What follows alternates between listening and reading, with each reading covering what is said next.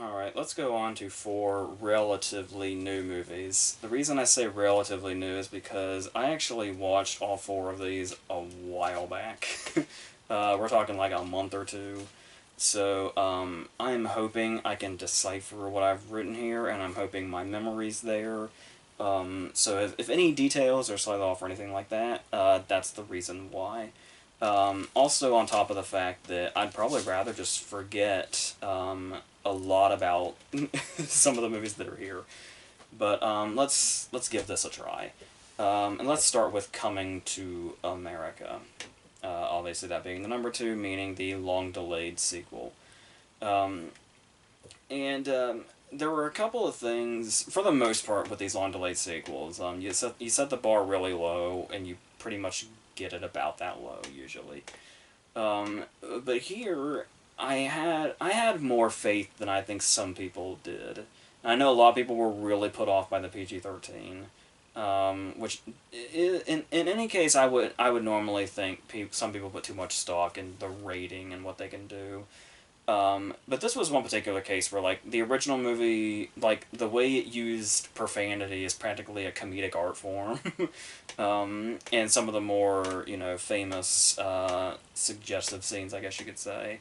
I could see where people were worried that it might seem like something was missing from this movie, because there certainly is. But it's a number of things. But the reason that I felt like I wasn't as pessimistic going in, even as much as I dread the idea of the long delayed sequel, especially with comedies, was the fact that, like, everybody was coming back. Everybody that could come back is pretty much in this. Even James Earl Jones, barely, but still. And just the fact that when you see Eddie Murphy around now, like whether he's doing talk shows or whatever it is, it's clear that he still has, like, everything he had in the 80s and the 90s and all that. Like, Eddie Murphy is still here, which is great. And, like, when he's, like, on, he's, like, real, like, you hear those stories about him, and it's like he'll just kind of sit quietly in a corner at a party, but when he's on, like, it's the funniest shit you've ever heard still. And especially with him teaming up with Arsenio again. And not only that, but the fact that Craig Brewer was doing it. And while that might seem weird, because you think, like, the Hustle and Flow Black Snake Moan guy, the fact that he had just done Dolomite with Murphy, so it was like there's already that here, and obviously Dolomite worked really well, and was kind of, Murphy's sort of comeback. So I was thinking, my mind was a little open, which I know now was an absolute mistake. But I know I should have heeded all the warnings. But yeah, I felt like there maybe could have been something here. Now, of course, there is going to be one thing that just immediately stops any sort of optimism you come in with. And that is if you look at the like plot synopsis, where you see that it's that dreaded sequel plot point that we always come to for some reason, despite the fact that I don't remember it ever having worked ever. The idea that this is not going to be a movie about Eddie Murphy or Eddie Murphy and Arsenio Hall or Eddie Murphy and Arsenio Hall doing something in particular, doing the fish out of water thing or whatever. Nor is it even going to be a movie about a new, I mean, I struggle to say villain, but he is a bit of a menacing presence, and he sets off the conflict. Wesley Snipes coming over from Nextdoria, and who is the brother of the woman that he was supposed to marry in the first movie that was hopping and barking, which she's still doing in case you couldn't identify her. And we got to bring back all of our old jokes, because when all else fails, just say, oh, let's just do what the first movie did, and nobody will notice that we didn't write anything. But obviously, Snipes is here for there's another forced wedding that's supposed to happen. So this is going to lead Eddie Murphy to go look for his long lost son in Queens. So, what direction do you think the movie's going to go? Who do you think is going to be the real main character of this movie? So, yeah, well, first off, not only do we have the character that is this long lost child who's going to now be basically our main character, basically go through similar motions that Murphy did in the first movie, but how this comes to be, because obviously the big, what's interesting about, like, you talk about kind of forced love stories, particularly in comedies, but it's like when you really look back on the first movie, you could almost classify it as kind of a romantic comedy, with how much Lisa was a presence in it and their story was part of it. Um, and like that's a great aspect of it. So the question is if you absolutely must do this thing of him having some long lost child in Queens, how are you gonna do that without completely taking away from like how are you gonna make it look like he didn't cheat on Lisa? Like how are you gonna do that? um, well, they found a, I don't know if I can call it a solution, but they found a way to give him a long lost child. And I don't really know how to describe it. I will just say that's not the way I would have gone. So, there's that, and that's basically ignored for the rest of the movie, that particular method. Um,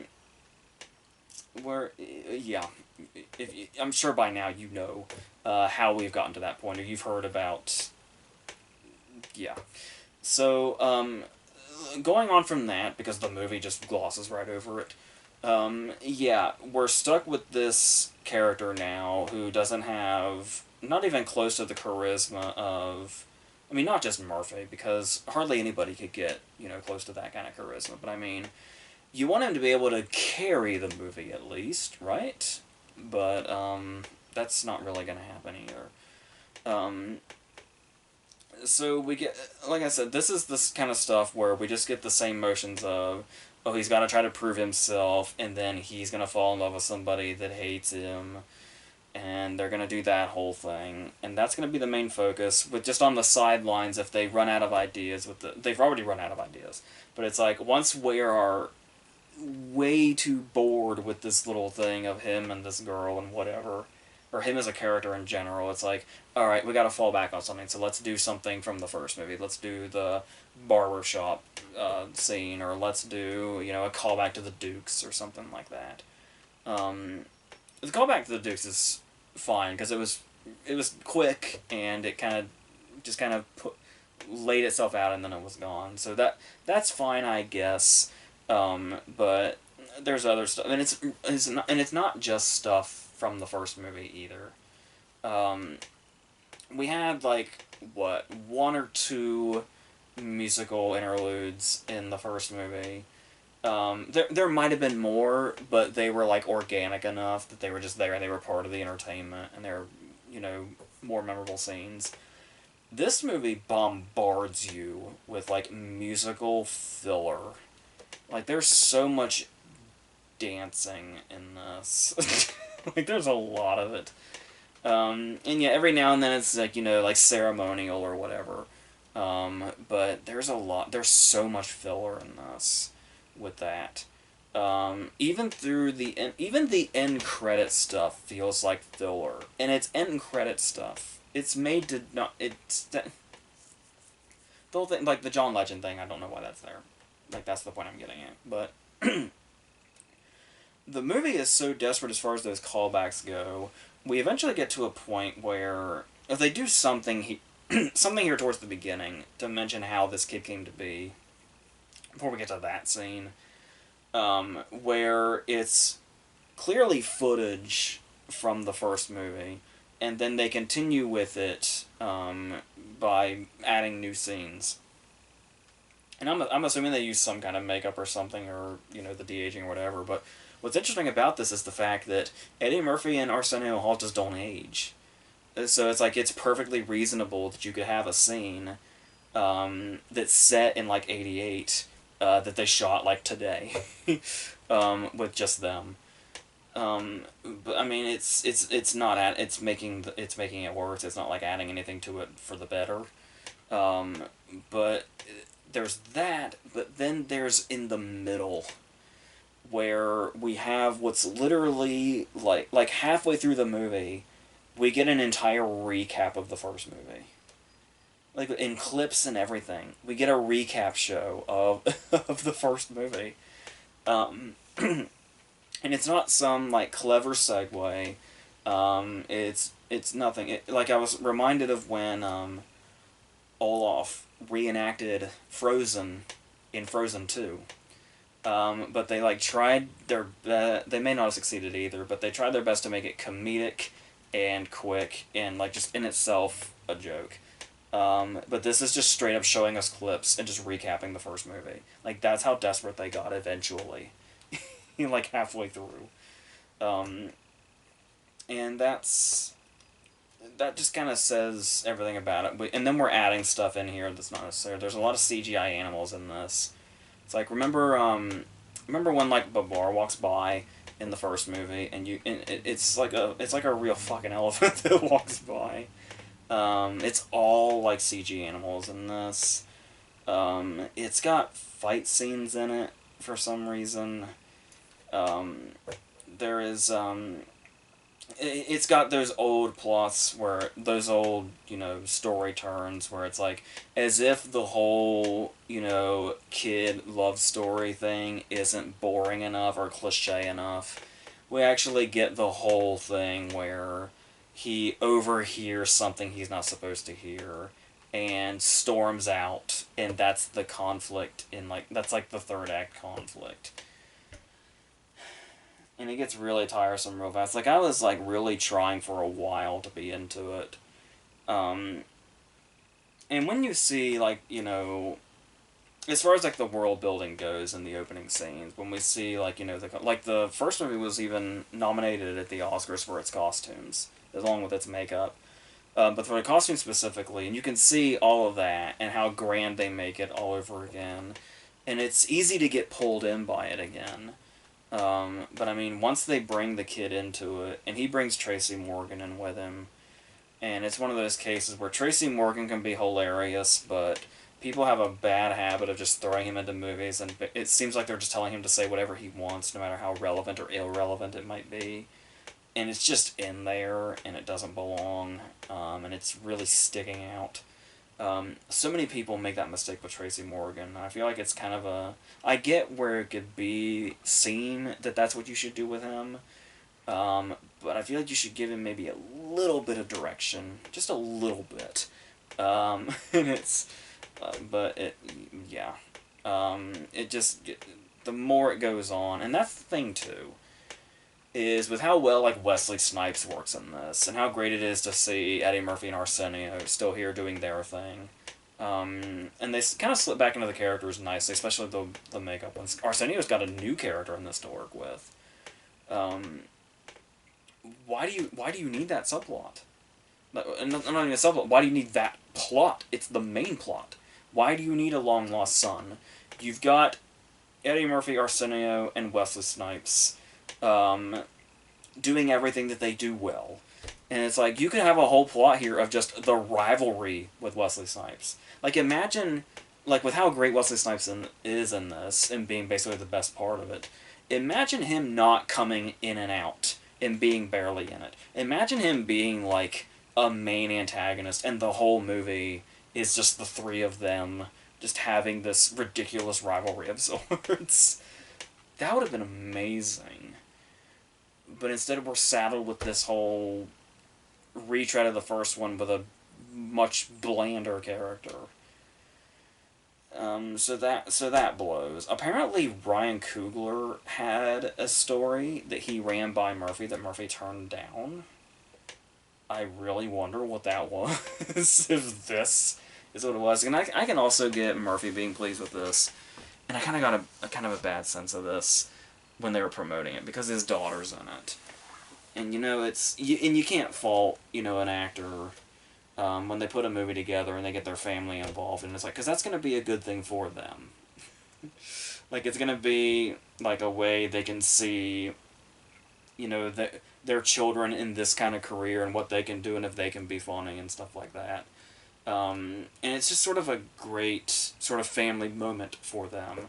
So of course Eddie Murphy himself is going to have a soft spot for this, no matter how it turned out, because it always had that family connection. It'll be like a giant home movie for them, and it's like this is that thing we did together, which is really nice. But at the same time, it makes it hard to see just how shit a movie is as well. If for like the people that are outside of that element, so like the audience, so everybody that's going to watch it.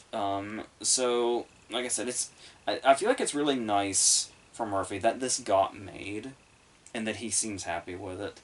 Um, but it is really not. It's really just kind of like if you go in expecting the things that make a long delayed comedy sequel bad. I guess it doesn't really go beyond that. Like it's not worse than that. It's just that bad, which is pretty bad. But it's like it could have been a lot worse. I guess you couldn't have had like if the Wesley Snipes character wasn't here, it could have been significantly worse.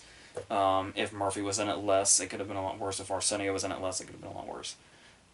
There's some stuff where you can tell they were going around stuff, like James Earl Jones. Like, I think I was actually... Like, sometimes people joke about this when you bring in an actor and you're kind of surprised you got that actor to be in it. Some people might joke that it's almost like that actor, like, phoned it in or, like, shot it at a different time. But I think I was seeing that's literally what had to be done with James Earl Jones, where, like, every time we see a cut of James Earl Jones, he's never in the shot with anybody else. I'm pretty sure it's because all his scenes were just shot with him by himself, and then just spliced in to make it look like he's actually there with everybody else when he's not. Um, I mean, you can kind of understand it on one side because James Earl Jones is getting up there, but on the other side, it just shows that there's a lot of reasons this really didn't need to happen, and it's like if you have to force it this much, are you in the right direction or what? So I don't know. So my expectations weren't incredibly high. I was a little optimistic for Eddie Murphy's sake and Arsenio and all that, but it's I was trying to stick with it for a while, but by the time it reaches that last half or last third or so, it starts to kick in. It's like, oh, it's just kind of all been shit, hasn't it? Pretty much, with the exception of a couple of things here and there.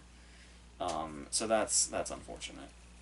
So let's go on to Raya and the Last Dragon, which is the new one from Disney Animation, and it's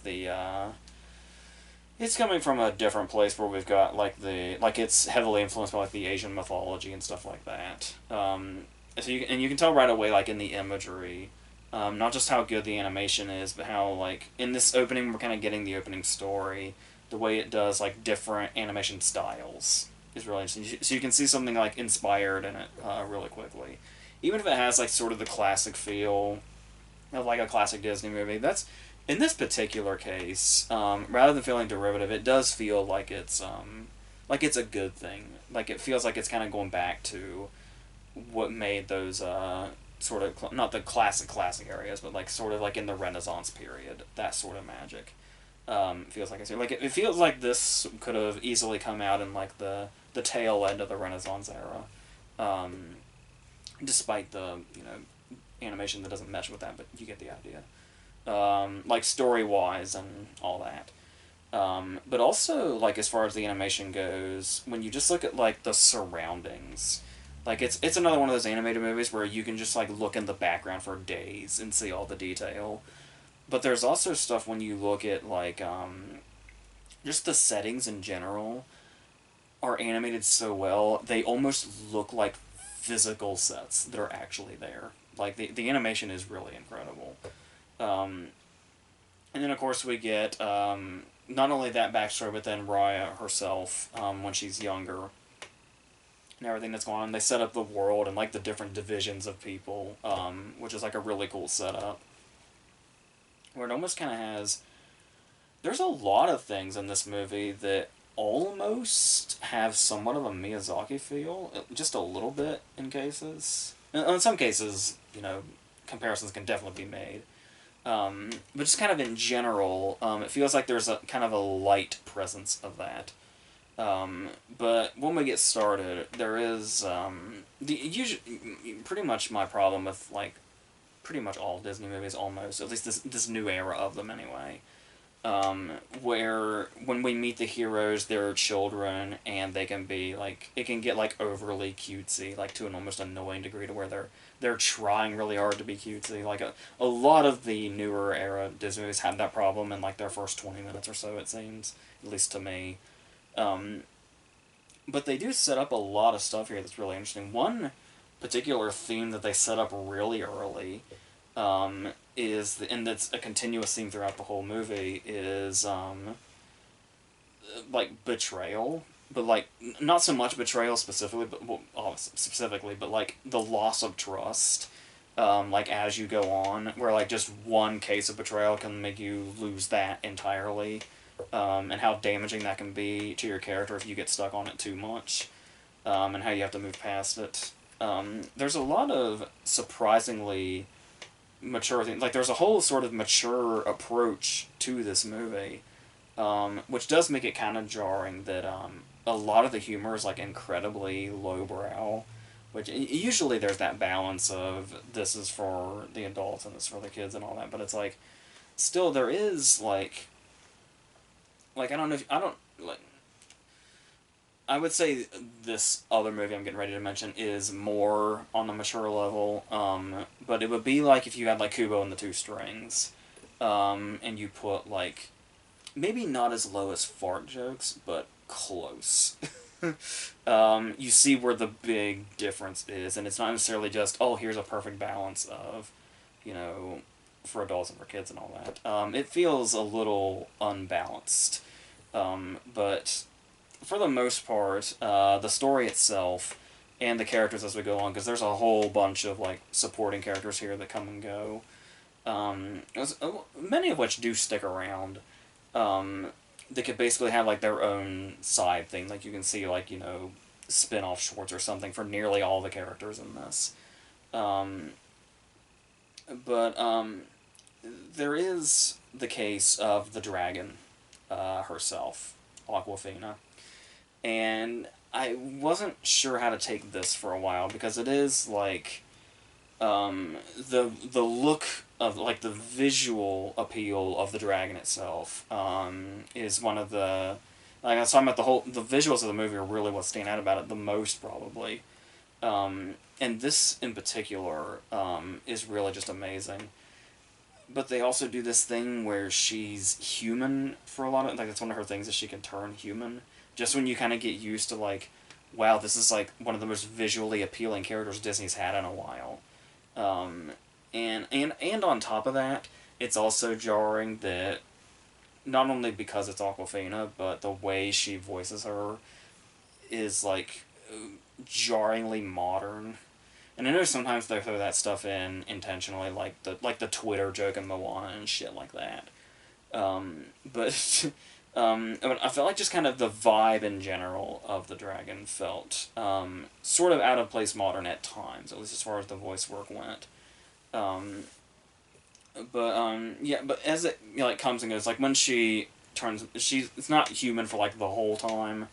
But more so than she probably should be when, like I said, the visuals are the biggest appeal of the movie, and there's a lot that's appealing in this movie for sure.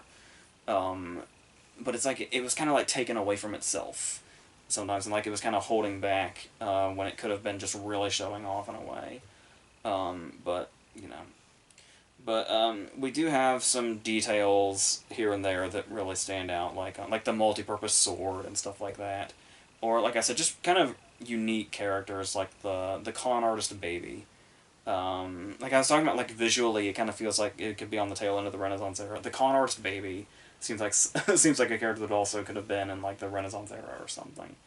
Um, but yeah, so as I was saying, dealing with all that and then all the themes and stuff like that, and the story itself, um, like I was kind of afraid going in that this would be kind of more on the boring side of movies like this, but what's interesting is it's almost like on the other side of potentially boring. Um, the first half hour or so is like really fast paced, almost to like it's fast paced almost to a fault. Like it's a little too quick, in it how fast it gets going, and how it sets up the problem, and then we kind of jump ahead in time. But I by the end of the movie, you do kind of appreciate that though, especially as we kind of jump from like it does sort of the pacing does slow down as it goes on, as we jump from character to character. But they like I said, still every new character does keep it alive.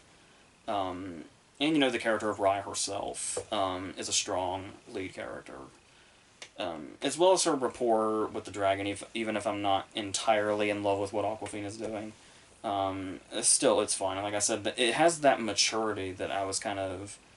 I mean, once again, you start expecting that from Disney movies after a while. But like I said, that balance, even if it's kind of a weird balance with the lowbrow humor, still the maturity of it does stand out in how it approaches its story and deals with it. Though I say that, but I will say that going into this, I was led to believe that this was going to be one of Disney's many, many, like, really big, super emotional endings. Um, like the reactions I was hearing almost sounded like Coco levels of emotional at the end. I don't know if it was just the build up or what. I didn't really feel anything. Like I mean, I don't know how else people expected it to end. Quite honestly, and if anything, it's got maybe one too many cop outs in its ending. So that was kind of surprising. But yeah, so I didn't really get much emotion out of it. But it is, like I said, very fast paced and very entertaining and extremely impressive visually, and the characters are really entertaining and all that. So yeah, as somebody that doesn't take animated movies tragically as much as I used to, it is really good. But I may not have taken to it as much as a lot of people will. But I do like it quite a bit. So let's stay in the animated territory and go to the third SpongeBob movie, Sponge on the Run, which was I mean, I felt like this was like three different movies at one point. The other one I mainly remember was it was going to be called It's a Wonderful Sponge, and be like the It's a Wonderful Life kind of thing, where SpongeBob has to look over his life again, and it was going to be like an origin story, where we saw him like from the beginning, and they're sticking with the origin story thing. But I didn't know until after the fact that the reason they were going to start it off with that, and that we eventually get to the point that we do in this is basically less a movie and more just supposed a hype for this new show, Camp Coral. It's all the SpongeBob characters at camp and they're like younger.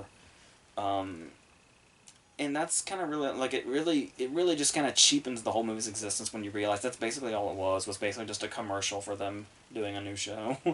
And start off because obviously I really, really praised Sponge Out of Water, and I still praise Sponge Out of Water. It was one of my top 10 movies of its year, and I stand by that for real. And like I said, just the way it built on it started off as like another SpongeBob episode, but then just like built on itself and just got bigger and bigger, and the ideas got crazier. And it was amazing. I loved that movie, but what's interesting about that also is that one of the things that I really praised about Sponge Out of Water was that I thought the first SpongeBob movie was off-putting, and I'm still not over it. Like, I can still barely watch the first SpongeBob movie, and I think a lot of it is that the animation looks weird to me. Like, it looks way too polished. I loved that until they went on land, Sponge Out of Water looks like basically the classic animation, and what the show looked like. But, so you can imagine how I felt when I saw what this one looked like. And I've heard praise for, like, the sort of 3D animation this was going for. It's way too fucking weird to me. Like, I can't... But that's not even all of it, though. Because, obviously, we're also in an era now where I haven't really seen much of the new episodes, and I have heard that that's basically a good thing that I haven't, because it's just gone in so many weird directions, and like it's just not the show that it used to be. And while watching this, I was already feeling that, where it was like, it's obviously, it's SpongeBob and Patrick and Squidward and Sandy and Mr. Krabs and all the others. Larry and Mrs. Puff and pop up every now and then. Plankton, obviously. And Gary plays a part in this one, a big part in this one. But what was so weird about this, and watching all their character intros, was that, for the most part, they felt like different characters that just happen to have the same goals of characters I used to know. It's like, yeah, that's Squidward. He's annoyed by SpongeBob and Patrick, and yeah, SpongeBob, is hard at work at the Krusty Krab while Squidward's reading magazines at the cash register and all that. And it's like they're all at their places, but the way they acted was just so alien to me. And I don't know if that's just from not having watched the show for so long and only being familiar with like the first 5 seasons or so really clearly. I don't know, like when I say almost, one interaction that felt like, yes, these are these characters, these are the characters we love, is when the opening scene, when we've got SpongeBob over here sticking his head out the window and Patrick, coming out from under his rock. And SpongeBob is screaming good morning at Patrick, and Patrick's screaming good morning at SpongeBob. And they're just doing this over and over again, with Squidward in the middle, having to listen to this. It's like, I feel like that moment is the closest this movie got to the characters how I remember them. And that's one moment at the very beginning. Everything else was so weird. I don't know. And there was one big laugh at the beginning. The bit with Plankton's telescope, when he's spying on the Krusty Krab again, and we see that shot through the telescope of him watching it, and then we get the faraway shot, and the telescope is like really huge and right up against the building. That's really funny.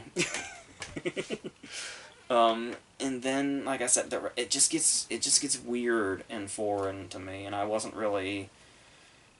It was just so off-putting, right? And the animation was not helping this at all. I felt like I was watching something entirely different from SpongeBob. But like I said, I vaguely recognized the characters and their goals and how they feel about each other. But it was so... And just... It got to the point where even just little things seemed off. Like, am I out of my mind? Or at least in the opening scenes, is Tom Kenny's SpongeBob voice, like, deeper now? For some reason, and I don't know that that's, like, I don't know if it would be age, or if it would be, because I don't know if I just got used to it, or if after a while he did start to sound like normal SpongeBob again. I don't even know. The whole movie's a weird experience. But on top of that, on top of like pedantic stuff, I guess you could say, once they go off on their journey after Gary has been taken by, in this quick series of events we kind of don't see, to get to SpongeBob, Plankton makes it to where Gary gets taken because Poseidon needs snails to keep his face pure, or whatever. I don't, it's a whole series of events to get to this plot that just happen in really quick succession, and contrivances, really. And then we gotta stop again because I gotta get put off again because Poseidon is played by Matt Berry. Matt Berry played Bubbles in Sponge Out of Water, the dolphin that supervised the universe.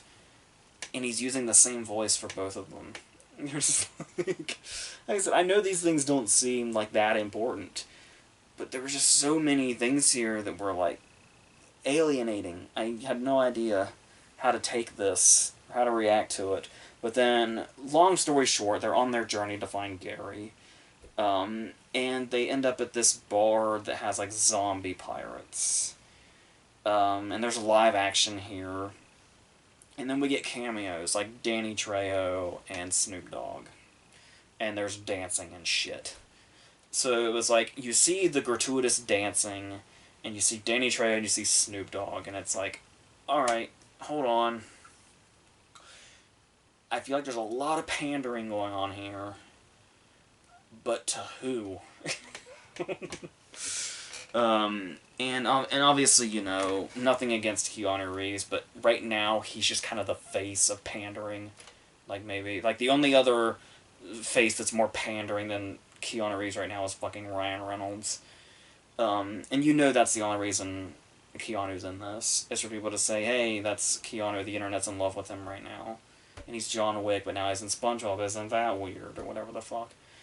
But, yeah, so I know people just sort of genuinely react with haha whenever Danny Trejo's in something. I don't know when that started, but it's happened for a long time now, like at least a decade and a half or so. Maybe even two, I don't know. Maybe Machete started it, maybe before that, I don't know. See, this is the stuff, this is the kind of movie that Sponge on the Run is. This is the shit I'm thinking about. I don't know. It's like, I gotta do a whole math problem to figure out why the fuck Danny Trejo's here. And let's not even go into Snoop Dogg. Like, who is he? Like, on the one side you've got people who love weed. On the other side you might have people that love his music. Then you've got maybe Martha Stewart fans over here that like Snoop Dogg now. So, I don't know, like, who's gonna react to him in a certain way that would be watching this. I don't know. It's all confusing. And we're not even, this is like the first half hour. Like, this is just half an hour. there's a whole other hour left, and I'm this confused this early.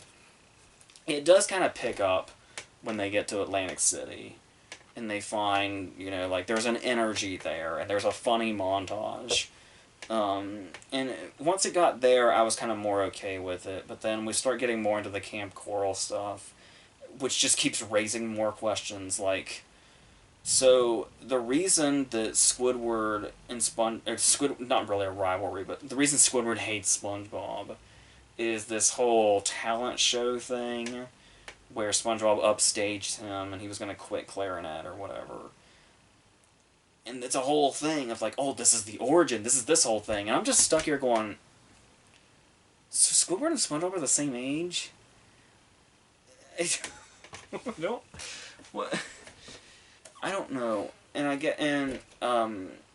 apparently, I don't know, like Mrs. Puff's a counselor, Larry is in the talent show, and that's another thing too, was it was kind of like, it was kind of fun to see, and I know it might seem like pandering also when I'm saying the word a lot, but, like, the little callbacks, like in Sponge Out of Water, of stuff from, like, old episodes, like when you watch the end credits and Squidward does the dance from Culture Shock, you know, stuff like that.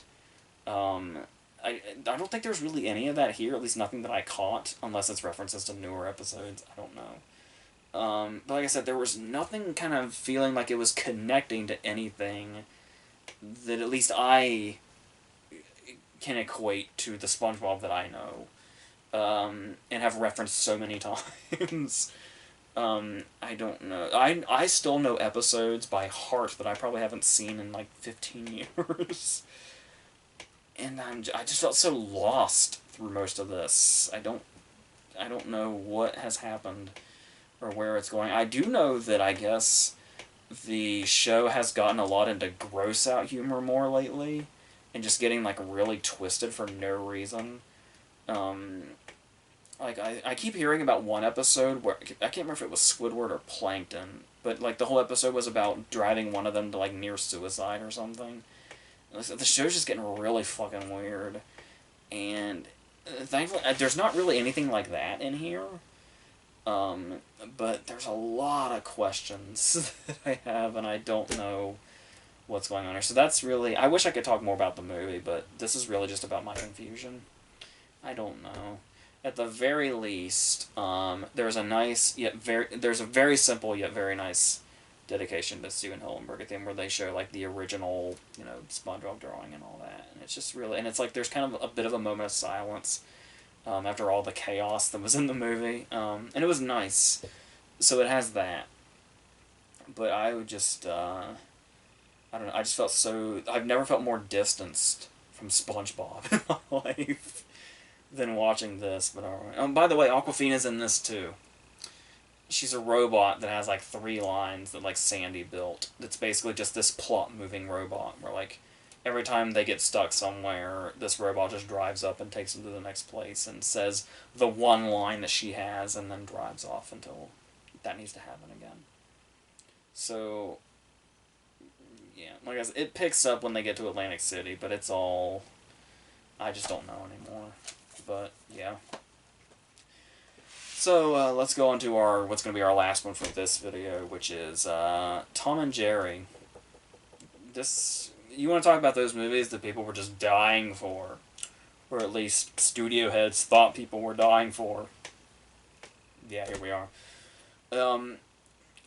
Tim Story did it, and obviously I've mentioned before that Tim Story is one of the most consistently shitty directors working, probably ever since at least that first Fantastic Four movie. The one with, like, Johan Grufford and Jessica Alba and Chris Evans and all that, Michael Chiklis. Those, yeah. Somehow we live in a world where that guy's still making movies, and they're just as shit as they've always been. He made one of the worst movies a couple of years ago with that new Shaft. And now he's got this, and he's still doing that made-for-TV look, where we start with rapping birds. Chloe Moretz was doing an interview about this movie. I didn't see this interview, but I just saw a headline where she described it as, "This is Tom and Jerry for the TikTok era." And I'm going to guess, since I didn't see this interview, that she was saying that in a positive tone. I don't know, there's nothing that sounds positive about that to me anyway. Maybe I'm just too old. That's probably what it is. But, yeah, so let's take that out of it. Not just is it apparently Tom and Jerry for the TikTok era, but yeah, let's talk about the fact that I'm citing Chloe Moretz for saying that. Let's talk about Chloe Moretz's presence in this Tom and Jerry movie. What's really, really weird about this is we've seen this before, with like the Smurfs and Garfield and stuff like that, where they make really, really shit movies by taking otherwise classically animated characters, making them out of CGI and putting them in live action, and mainly focusing on dull shit with these human characters, and they're basically just the background characters, the animated characters are. How ironic is this? Because we've just recently had this surge in those straight-to-DVD Tom and Jerry movies, where they're being inserted into movies, where, like, they're recreating the movies frame by frame with the Tom and Jerry animation and just putting Tom and Jerry in it and making them the focal point with the movie happening in the background. They did it with, like, The Wizard of Oz and Willy Wonka and stuff like that. And, like, that's, like, their new thing right now. How weird is it that whole concept is, we'll put Tom and Jerry in a movie, like a real movie, but make them the focus. Like, we'll focus on them while the rest of them is just happening in the background.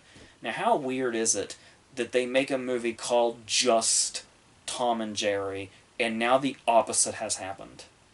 Where this movie is about Chloe Moretz and her stupid hotel job, you know, running around with Michael Pena, slapsticking around, having some stupid love story with a guy over shoes. She's, like, attracted to the guy's shoes, and that's how they have a connection. And that becomes a whole thing. And then this whole celebrity wedding that they're putting together. And it's like, oh yeah, Tom and Jerry sometimes happens while all of this shit is going on. And they try to set us in some kind of world that, like, all the animals in the world are animated like that. And all the humans are just human. And that's just kind of like the setup, like, nobody pays attention to that. There's, like, one funny bit at the beginning. It's the only funny bit I can remember. And it's when Tom is trying to hustle people on the streets, so he pretends to be blind and play piano. And these humans run up and they're like, "Oh my god, it's a blind cat playing piano." And then Jerry, you know, starts shit with him, and then he starts chasing Jerry around, and they realize that he's not blind. And somebody revolts in the crowd and says, this guy's a fraud. He's not a blind cat playing piano. He's just a regular cat playing piano. And I thought that was really funny. And that's about it. That's about as funny as it gets. So, everything else is this whole story with Chloe Moretz putting together this wedding. And it's Colin Jost and somebody else, and they're playing these fictional celebrities that are like a really big deal. Despite the fact that they're playing fictional celebrities, it's like having Colin Jost play a guy that's there to just sort of look douchey and have a very high-profile wedding. It's like, where is all this? Jokes aside about the douchiness factor, I do think Colin Jost is very funny, but not exactly stretching anything here. Nor would you want to, but he's back again, actually. He was also the job interviewer in Coming to America. So he's he's basically playing a professional douchebag now, basically. And yeah, so much time is devoted to that. Like, I talk about Chloe Moretz and her hotel job, but not even just that. A lot of the movie is devoted to this wedding between these two really, like, superficial characters. And the whole thing is, like, eventually Tom and Jerry are going to wreak havoc and probably ruin this wedding, and that'll be what the conflict is. But it takes a long time to get that. This movie's like an hour 45. Why is this movie as long as it is? Well, I'll tell you why it's as long as it is. This is one of those movies where we pretty much reach the climax. Like, you would think the climax is they ruin the wedding. But that's the thing is, we have a whole climatic scene where they do ruin the wedding. But then we cut it off, and that's the moment where everybody's going to walk away and sulk. It's like the whole reason Chloe Moretz has this hotel job is because she lied to get to it. She lied. She ran into somebody that was in the lobby for this job interview, and she lied to them and got rid of them, posed as this person, and is now working as this. So eventually, she's going to get outed, because that's what happens to liars in movies like this, is contrived bullshit that's forced conflict. So, after we basically had what's basically a climax, then we get to that part, where she gets outed, everybody has to sulk in their own directions. Tom and Jerry are forced to make up. So, and talking about that whole social media era, we get a whole montage of Tom and Jerry just going around the city and posting stuff on Instagram. Like, it becomes a whole objective that Chloe Moretz gives them. They have to go around and be friends and take pictures to post on Instagram of themselves, just to show that they're getting along, so that they can put something together without them ruining it. That's what the entire, like, last third is. Like, that's the last act, that whole thing. So, yes.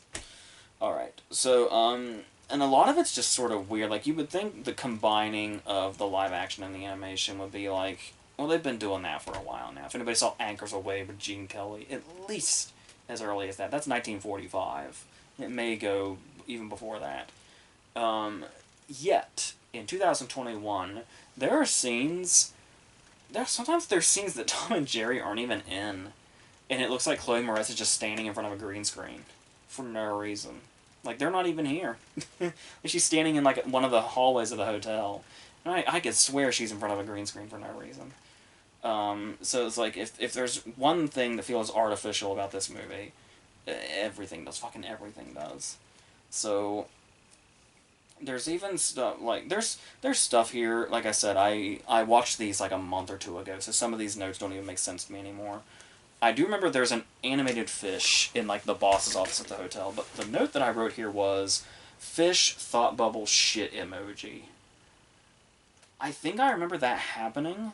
I don't remember I'm guessing the point I'm getting at is this is the kind of movie where the shit emoji is just used in general, like, to kind of show where we're at. If you see, like, the actual script for this movie, I wouldn't be surprised if the script itself for the movie had actual emojis in it. So, there's that. Like, I don't even know what else is here. It's all... Yeah, it's very, very slow-paced, despite the fact that it's trying to constantly be frantic. Like I was talking about, that hour, 45-minute runtime, whatever it is, feels like a fucking eternity. And it's not... I don't think it's just that we basically end the movie and then have an extra half hour of them posting pictures on fucking Instagram, and trying to rebuild that wedding, because that's what you want with a Tom and Jerry movie is you really want a wedding to be put together for two really, really fucking self-centered rich people. That's exactly what you want. But yeah, so like it's and there's even a moment I think that's where it's like maybe an hour in, and basically the problem is solved, and then they just kind of keep adding to it. It's like this movie could have been that Winnie the Pooh movie that came out in 2011 was only 1 hour long. This could have only been 1 hour long. But no, it's got to be like an hour 45 or whatever the hell it is. So, yeah. That's what it is. So a lot of it is like bride problems. Like those are the real conflicts of a Tom and Jerry movie. Is this very rich celebrity bride is not getting the wedding of her dreams to Colin Jost. Every now and then, Tom and Jerry will be like on a wire or some shit, but that's not important, is it? Not in this movie. So, Tin Story strikes again. And it's I don't know what's going on. I don't know who the fuck he's giving this guy movies. Or even greenlighting movies like this in general. Like, nobody was going to win with this. It's also, like, really reference-heavy in a way that nobody that's here for it... I mean, there's no... This movie was made for no Tom and Jerry fan. An adult one, a child one, it doesn't matter. Because while you may say, like, you know, an adult one expects something more clever in the way Tom and Jerry used to be. Tom and Jerry's not even something I was that attached to. It's not even something I watched a lot, or was really that fond of. But it was like, I mean, it was there, and it did its thing. It wasn't this shit. But there's some people that, like, really, really, like, it was their thing, when, like, the cartoon was in its heyday. So it was like, those people are not going to get anything out of this, because it's barely Tom and Jerry based at all. And so, let's bring in, like, the tiny children. Are they going to get anything out of it? Well, no, they're mostly going to get superficial bride problems, or they're going to get random references like, for some reason, Droopy shows up a couple of times. The first time he's on a poster for Joker, like, Joaquin Phoenix's Joker. Like, it's literally a billboard of this image, only it's Droopy in the paint. And then later, we actually do see Droopy, and it's a Silence of the Lambs reference. He's doing Hannibal. So it's like, I don't know, it was basically like a joke of, like, let's see how many Best Actor Oscar-winning roles we could put Droopy into. I don't know. And that's not only, there's, like, multiple Batman references. There's that one. There's a moment where, like, Tom, I think, does the whole thing where he, like, ends up flying into the air, and he looks like the bat signal when he hits the moon. There's a moment where one character does something to another character where it's the thing where they, like, you know, disappear quickly, and a character says, like, did you just Batman me? There's so many Batman references in this. I get that it's Warner Brothers, but for fuck's sake, settle down. We know you do the Batman movies, but fine. And that's it. That's the best they've got. There's this. You want to talk about movies that were made for nobody, and sometimes that can be exaggerated. It's like, well, no, maybe it just wasn't made for you. You're out of the age group. You're out of the core audience or whatever.